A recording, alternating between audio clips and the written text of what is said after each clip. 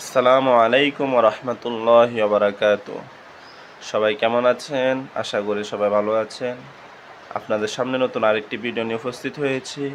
এই ভিডিওর মাধ্যমে আমরা আপনাদেরকে জানাতে চাই, আমরা যখন নামাজ পড়ব, নামাজের মধ্যে আমরা কি করে কিভাবে থাকব? আমরা কি অমনোযোগী হয়ে থাকব না এদিক সেদিক তাকাবো?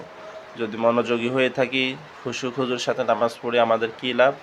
আর অমনোযোগী হয়ে নামাজ পড়লে আমাদের কী লাভ? এ ব্যাপারে একটি হাদিস নিয়ে আপনাদেরকে আজকে শোনাবো। হাদিসটি হযরত আবু যার রাদিয়াল্লাহু তাআলা আনহু থেকে বর্ণিত।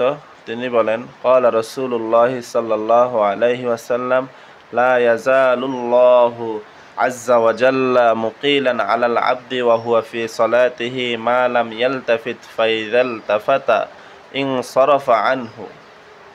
হযরত আবু যার রাদিয়াল্লাহু তাআলা আনহু বলেন, রাসূলুল্লাহ সাল্লাল্লাহু আলাইহি সাল্লাম বলেছেন, যতক্ষণ পর্যন্ত বান্দা আপন নামাজে এদিক ওদিক না তাকায়, একমাত্র আল্লাহর ধ্যানে সম্মুখে দৃষ্টি অবনত রাখে, ততক্ষণ পর্যন্ত আল্লাহ সম্মানিত মহিয়ান বান্দার উপর রহমতের দৃষ্টি নিবন্ধ রাখেন। অতঃপর যখন সে এদিক ওদিক তাকায়, তখন আল্লাহর রহমতের দৃষ্টি ফিরিয়ে নেন। আল্লাহ তাআলা আমাদেরকে এই হাদিসগুলো শুনে আমল করার তৌফিক দান করুন। আজ থেকে আমরা এই হাদিস শোনার পর নামাজের মধ্যে মনোযোগ বাড়িয়ে দিব।